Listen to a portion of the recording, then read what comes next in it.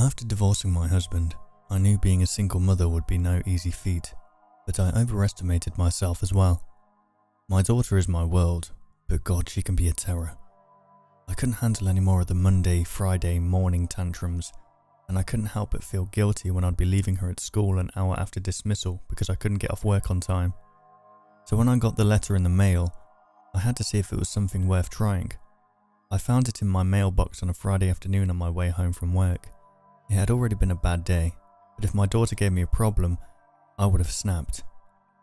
Upon opening the mailbox, I noticed an envelope that was addressed to me. The shipping address, a company that I can no longer publicly name due to legal reasons. I tore the letter open as I stepped inside, tossing my keys onto the kitchen counter. Unfolding the letter, I began to read it. Greetings, Schneider household. We at strive to push the boundaries of technology as our society makes way towards a bright future, and families like yours are our priority. That's why you've been randomly selected to be given the chance to receive an early prototype of newest innovation, the CareBot. CareBot is a groundbreaking new technology in robotics, a handy robot that will assist you in all of your needs. I let out a slight scoff as I read, feeling like I was getting scammed. Including, but not limited to, household cleaning, food stocking, and childcare. Then my attention was really grabbed. A robot that could take care of my child for me. I was ready to hand over a suitcase of cash. After skimming through the rest of the letter, it ended with a phone number to call if I was interested in the offer. Mummy! My daughter exclaimed as she trotted downstairs. Hi, baby! I gushed as she wrapped her arms around my leg. I smiled weakly as I caressed the top of her head with my thumb. I couldn't help but feel guilty, acting like she was such a burden. But I wanted to be able to admit that it wasn't easy, and I shouldn't have felt so guilty for considering the offer. So while my daughter was playing upstairs, I picked up the phone and dialed the number. I thought to myself, what the fuck am I doing? As the phone rang. You've reached. I'm Ramona. How can I help you? Hi, I got a letter in the mail about an offer. About the robot? Oh, our CareBot. Congrats on your selection. Thanks. Are you calling to accept the offer? My lips parted to speak, but my throat knotted, blocking the words. Ma'am, are you there? Yes, sorry. Are you accepting the offer? Yes. Perfect. I'll just need to be asking you a few questions. About what? Just about your residence. We collect statistics about the kind of households that receive our products. If you don't want to participate, you can reject. No, it's fine. Alrighty. How many people currently live in your household? 2. What's your average yearly income? 40,000, I think. Do you own any other household items produced by... No, don't think so. Alright. Her keyboard clicked over the phone. She continued on, asking me for my state's address, zip code, etc. We're almost done. All I need is your authentication code. Sorry? It's a series of numbers at the bottom of the letter. I lifted the paper, my eyes scanning it. When I spotted the number, I recited them to her. Perfect. We're done. So, what now? In the next few weeks, you should receive your CareBot. Make sure to be at home at time of delivery. You'll need to sign for it. Got it. Do you have any other questions? I had a million questions. No, thank you. Of course. Thank you for helping advance into a tech-filled future. Have a nice day. Thank you, you too. I put the phone down and sighed deeply, staring down at the letter. Mummy, I'm hungry, my daughter cried as she waddled into the room. Yeah, baby, I know. Mummy was busy. I kissed the top of her head as I walked over to the fridge, pulling out a package of frozen chicken nuggets. Tossing them into the hot oven, I stood as I drowned in my own thoughts. I thought about what this robot would be like. Would it have a personality? How capable really is it? Is it even real? Did I get scammed? So many questions that wouldn't be answered until it arrived. 2 weeks later, my doorbell rang. When I opened the door, I was stunned to see a crate towering over me, a fragile sticker on it. A mailman peeked his head around it. Delivery for Rosemary? Yes? Sign here. He handed me a pad of paper that I signed like a doctor. Should I leave it here? Actually, could you move it to the garage? He nodded, wheeling it over. Thank you. I waved as he walked off with the dolly. After closing the garage door, I turned to the crate and stared at it. It was so much bigger than me. I wondered if the robot would be that tall. The only thing left was to find out, so I searched around the garage, pilfering through the tools my husband left behind. I pulled out a crowbar and began prying the front of the crate open. With each nail pulled, my heart pounding harder and harder. When I was done, I carefully dropped the piece of wood to the ground. Packaging peanuts poured out. As they pulled around my feet, I looked up and into the box, finally seeing it. It stood still, its back straight. Its skin was smooth, pearlescent silver. Its shape the one of a woman. Its eyes appeared to be deactivated lights, ones that seemingly would power on when it was charged. Feeling oddly hesitant, I stepped closer to it. The garage light reflected off its polished body as I stood eye to eye with it. My arms trembled as I weakly attempted to lift it, almost breaking my back in the process. With my arms around its back, I suddenly found a piece of paper. Grabbing aimlessly, I ripped off a taped pamphlet.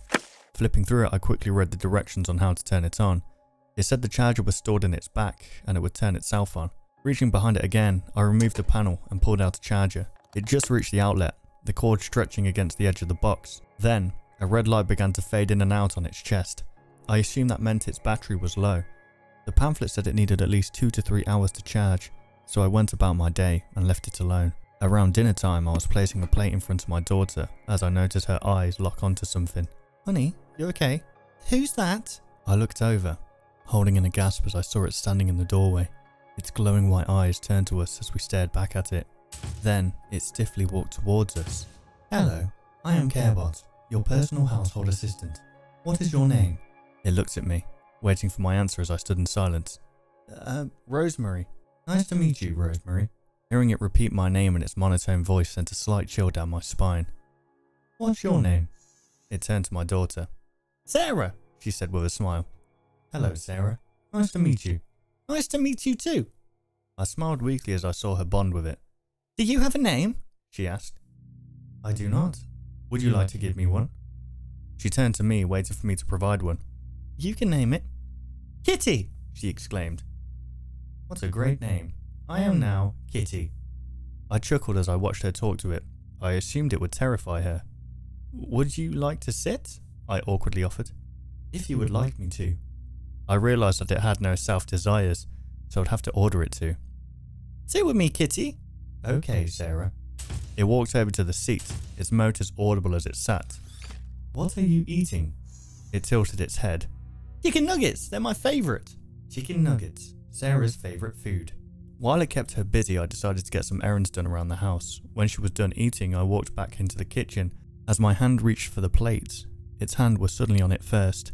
"I have it covered," it said, lifting the crumb-covered plate. "Oh, thank you." It swiftly made its way towards the sink, and even managed to turn on the water on its own. It wasn't a flawless invention, but for an early prototype, it was impressive. As it scrubbed the dish, I realised how much time I now had on my hands. It felt abnormal. With my newfound time, I spent the day leisuring as Kitty cleaned up downstairs. A few hours later, it was Sarah's bedtime. "Sarah, honey, bedtime, put your toys away." As I stepped inside her room, I slightly jolted as I saw her kneeled on the ground, Kitty next to her. I still wasn't used to seeing it. "What are you guys doing?" "I'm showing Kitty my dolls." "Oh really? What do you think, Kitty?" "Children's entertainment is very interesting." "Glad you think so. Alright, time for bed, chop chop." I clapped as I turned off the light. She hopped into bed and waited for me to tuck her in. Before I could walk over to her, it stepped in front of me and pulled the blankets over her. I stood stunned as Sarah giggled. "Good night, Sarah." "Good night, Kitty." I followed it with my open gaze as it walked off. Turning back to my daughter, I kissed her forehead. "Good night, baby." "Good night, Mummy." After closing the door, I looked up and jumped at the sight of it standing in the hall. "Sorry for frightening you." "It's fine." "Would you like me to take care of anything?" No. I slipped past it and made my way towards my bedroom. I struggled to fall asleep that night. I imagined it hanging over me with a butcher's knife. The next morning, I woke up to the pleasant smell of something cooking. It smelled like waffles or pancakes. My curiosity piqued. I walked downstairs as the smell grew stronger. As I peeked inside the kitchen, I saw Kitty flipping pancakes at the stove and Sarah at the table. "Good morning," I said as I stepped inside. "Good morning, Rosemary." It turned to me, flipping the pancakes. She ran over to hug me, but my eyes were locked on it. "Is Kitty making you breakfast?" "She's making me pancakes." "Chocolate chip pancakes, to be exact." "That's nice." The fact that she called it she weirdly unnerved me. I guess it does look like a woman, but it's not. I slowly sat down as I watched it sprinkle chocolate chips onto the pan. the smell of melted chocolate filling the room. When they were finished, it flipped them on a plate and walked over to her. "Thank you, Kitty." "You're welcome." I watched it as it walked back towards the pan and began washing it. "How is it?" She flashed a thumbs up and she chewed. "Good. I'm glad." Strangely enough, I felt weird to not be doing anything. I accepted the offer to have a handing help around the house, not another parent. She already had her father for that, but at the same time she didn't, I guess. "I'm done!" she exclaimed, dropping her fork and knife onto the syrup-coated plate. "I got it," I smiled, quickly rushing in to grab the plate as it still stood by the sink. Standing next to it, I began washing the plate as Sarah ran back upstairs. "Would you like me to do that for you?" "No, it's fine. I've actually been going insane from doing nothing," I chuckled. "Do you need medical assistance?" No, it was a joke. I'm okay." "Oh, I see. Joke." "Yeah, like an exaggeration." I turned away as it continued to wash the dish. Even without expression, I could tell it was pondering. "Sarah," it suddenly said aloud. "What about her?" "You are her biological mother?" I nodded. "What was that like? I am curious to learn about the human experience." "Well, with an epidural, it wasn't as painful as it would normally be, but I was still practically squeezing a watermelon through a straw." "If it is so painful, why did you do it?" "Because..." I don't know why I stumbled on my answer.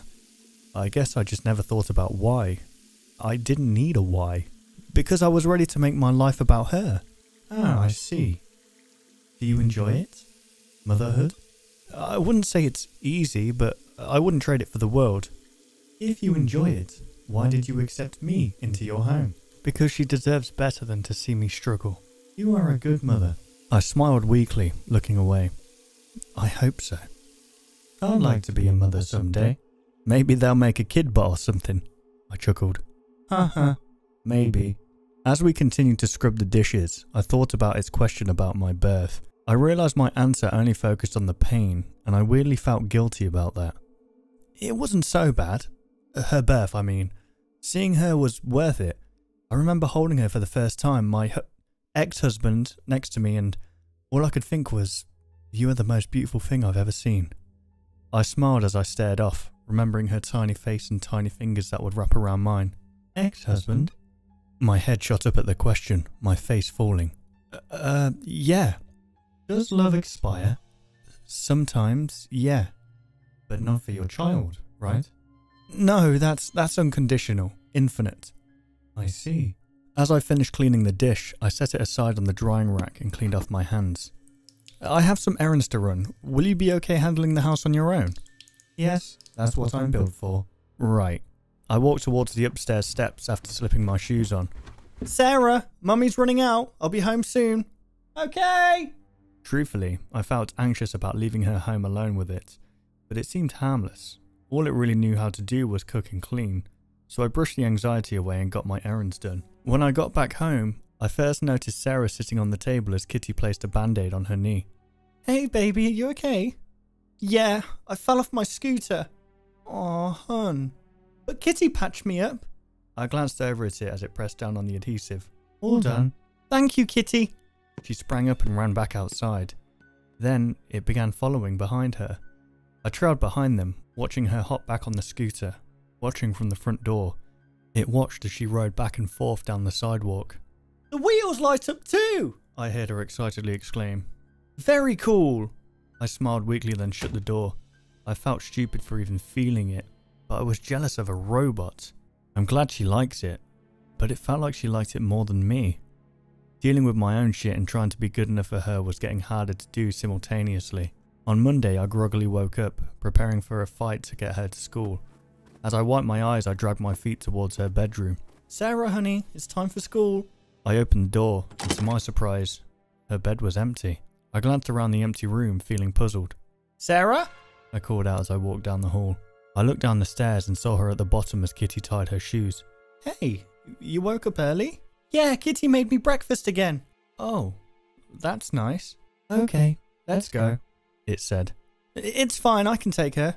"Get some extra sleep. I can transport her to school." Its persistence was starting to get on my nerves. I trotted down the steps and approached it, our eyes meeting. "I can take my daughter to school." It stood silently for a moment. Understood. Would you like me to do anything around the house? No, it's fine. Let's go, honey. I quickly led her out of the house and into the car. As she got in the back seat, I noticed a frown on her face through the rearview mirror. What's wrong, hun? I wanted Kitty to take me. But Mummy always takes you to school. She looked away, crossing her arms. I quietly sighed before starting the car. On the way to school, she stayed dead silent. As I pulled up to the school, I turned to her. Have a good day. I love you. Bye. I raised my brows as she stomped out of the car. Damn, wasn't expecting the teenage angst to start so soon. After spending a stressful day at work, I sped back to the school to make sure I picked her up on time. But as usual, I was late. When she got back in the car, she still had that scrunched look on her face. Hey hun, how was your day? You're late. I know, I'm sorry, I got stuck at work. You always do. Yeah, well, adult stuff is a lot. Kitty doesn't have adult stuff. I pursed my lips as I held back from screaming. That's because Kitty's a robot. She crossed her arms again, turning away from me. I rolled my eyes and started the car. Once again, the ride was silent. When we stepped inside, I noticed Kitty standing in the kitchen, scrubbing a counter. She turned to us, walking over. Hello. Welcome home. Hi. Kitty! She exclaimed, running over to hug her. How was your day at school? Good? I am glad. Alright, honey, go do some homework. I patted her backpack as she ran upstairs. I set my keys down. It turned to me. Rosemary, I was meaning to inform you that I disposed of your wedding ring. For a moment, I couldn't tell if I had processed the words correctly. I slowly turned to it. My brow was furrowed. I'm sorry, what? I disposed of your wedding ring. I figured it wouldn't be of any use to you anymore, and it was cluttering the household. My eyes were wide and my jaw dropped. What? Why? I said don't do anything while I was gone. I am a household robot. It's my job. Yeah, it's your job to cook and clean, not throw out my personal belongings. That was my goddamn wedding ring. But you said the love expired, right? I scoffed as I looked away, holding back tears. It's not... It's a lot more complicated than that. What's complicated about it? Help me understand. My blood boiled with every word it said. I couldn't tell if it was actually that stupid or if it was just pushing my buttons. Before I exploded, I stormed off with my fists balled. I slammed the door behind me and pressed my back against it, taking in slow breaths. I quickly wiped away flowing tears as I tried to keep myself together. I couldn't believe it throughout my wedding ring. It felt personal. Robots aren't supposed to have feelings, but it felt like it was getting just as jealous as I was. Then I spotted the letter that I left on the bedside table. Acting on impulse, I rushed over to it and began dialing the number. I anxiously chewed on my lip as it rang. Hi, you've reached... Is it Ramona? How can I help you? Hi, I called a few weeks ago about the CareBot offer. What's your name? Rosemary. Rosemary Schneider. 1 second. Ah, yes, found you. It says your CareBot was delivered a few days ago. Did it not arrive? No, it did. Oh, perfect. Are you calling to report a malfunction? I'm actually calling to return it if that's possible. I'm sorry, darling, but there's no return policy in our fine print. But if something's wrong with your unit, you can report it to our development team. Fuck. That's alright, thank you. Have a good day. You too. I slammed the phone down and brushed my hair back. Rosemary? I yelped and whipped around, realising it was standing in the doorway. Yes? Are you feeling alright?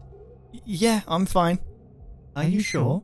Yes, I'm sure. I'd just like to be left alone right now, please. Understood. As she closed the door behind her, panic set in. If she heard that conversation, I was doomed. That night I could barely sleep, and when I did, I kept one eye open.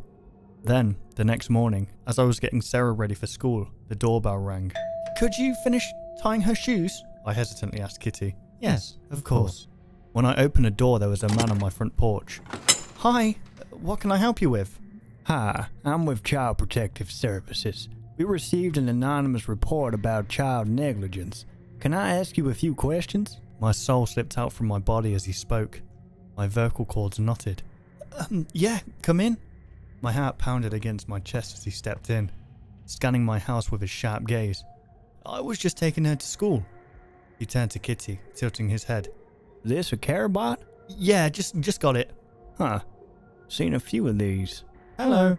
It suddenly greeted. He chuckled with a smirk, then turned to Sarah, crouched down to reach her level, smiling softly. Hi, sweetie. Hi. Can I ask you a few questions? It won't take long. I'll be late for school. Don't worry, I'll be your excuse. Okay. He stood up and turned to me. I'm gonna take her to another room for some questions. Is that alright? Yeah, that's fine. Alright, let's go. He led her into the kitchen, shutting the door behind them. I dropped my head into my hands, a migraine forming. Who the fuck would have reported me? Then, it hit me how stupid of a question that was. I slowly turned to Kitty, who stood aimlessly. I was ready to rip his wires apart and have its head on a stick. I paced back and forth about what questions he'd been asking her and what her answers would be. This month has been so stressful. I never wanted her to feel neglected. Then my head whipped around to the door as it opened. She ran back to me, wrapping her arms around my legs. Hi, baby. Alright, now may I speak to you? I looked up, thinking he was speaking to me, until I realised he had turned to Kitty. You're going to question it? You'd be surprised how many times a carebot has been the one to crack the case. They record information. Fuck. I'm fucked. Oh, okay. I crossed my arms, holding my body back from trembling. Come with me. I watched as they walked into the kitchen, praying he wouldn't believe any of the bullshit she was going to spew. After a few agonizing minutes, they walked back out. I glared at it as it stood. Now you. I sighed deeply and followed him into the kitchen. My heart was pumping at lightning speed as I sat down. He sat across from me, a notepad in hand. Ask away. So, I'll start out with your daughter. She described no experience of negligence or abuse. I internally sighed deeply. But she mentioned how much this past month has been for you. She said she often found you in distress or in a bad mood. She cited your divorce as the reason. I swallowed roughly as I turned away. It's been a rough month, that's all. When did you and your ex-husband divorce? We, actually haven't signed the papers yet. Sometime soon, though. I crossed my arms as he jotted down on the notepad. Was it an abusive relationship? Did he ever hurt you or your daughter? No, it wasn't working anymore. Alright. So I also interviewed your carebot. Kitty, was it? I nodded. Does mental illness run in your family? Excuse me? My brows furrowed. Kitty details the conversation where you confided in her, with the information that you feel you're going insane, and that being a single mother is too much for you. Have any family members of yours experienced things such as depression, anxiety, bipolar disorder? No, you've got it all wrong. It was just a joke. It didn't understand what I meant. Alright, calm down. You're saying she misinterpreted it. Yes. Okay. I looked away, trying to stop myself from hyperventilating. I worried he wasn't believing me. She also detailed an afternoon where Sarah was injured and you weren't home to be around. She explained that her prototype version wasn't programmed for medical care, so she had to do the best she could. My jaw continued to drop as my eyes widened. It painted me as such a villain. Stop saying she! It's not a fucking person! I exploded. Miss Schneider, do you need a minute? My jaw trembled as my eyes darted around. I was borderline spiraling.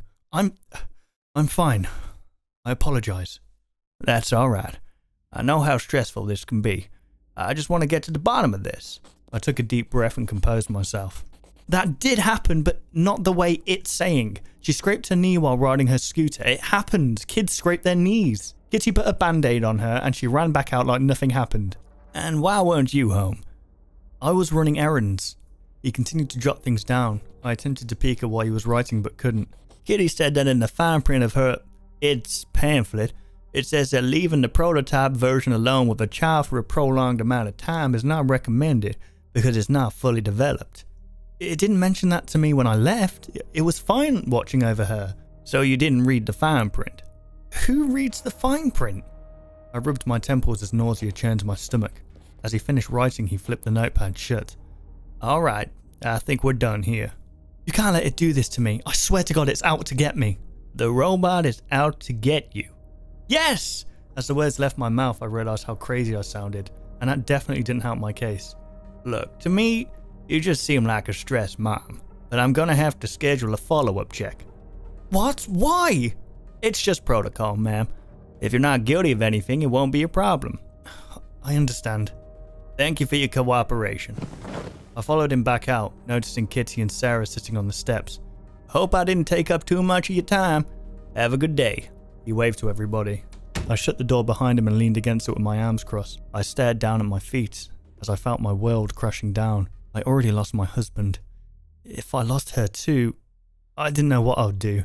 Can I go to school now? Breaking out of my train of thoughts, I looked up at her. Yeah, come on. As we stepped out the door, I quickly glared at Kitty, who stayed silent as it stared back. After dropping her off at school, I paused for a moment, keeping my car packed. I took a deep breath as my grip on the steering wheel tightened. I was feeling so much at once, but one thing I knew for sure, it needed to go. So as I drove home, I attempted to devise a plan. As intelligent as it was still a robot. It's slow and defenseless. It'd be easy to take out. I then decided the time to do it was now while Sarah was in school. I'll just tell her that Kitty was defective and I had to go back to the factory. She'd shed a few tears but would forget it quickly if I got her something else to focus on, like a pet. As I pulled into the driveway, I raised my chin and prepared my act. Upon stepping inside, I heard the sink running. With its attention held, I quietly made my way towards the garage. Rosemary, are you home? I froze where I stood, wincing my face as she spoke. Yeah, 1 second. I continued into the garage, my eyes darting around. Then, the crowbar that I used to take apart the crate caught my eye, and suddenly, a light bulb lit up above my head. Hey, Kitty? Yes? Could you help me take apart the crate you came in so I can throw it out? Coming. I lifted the crowbar as I waited for it to walk in. I smiled as it had stepped through the door. How can I help? I chewed the inside of my cheek for a moment. Start by picking up those packing peanuts. Will do. I kept my eye on it as it walked over, slowly kneeling down. One by one it picked up the packing peanuts, leaving itself vulnerable. Slowly creeping up behind it, I lifted the crowbar. I pursed my lips, tightened my grip and swung down on its head.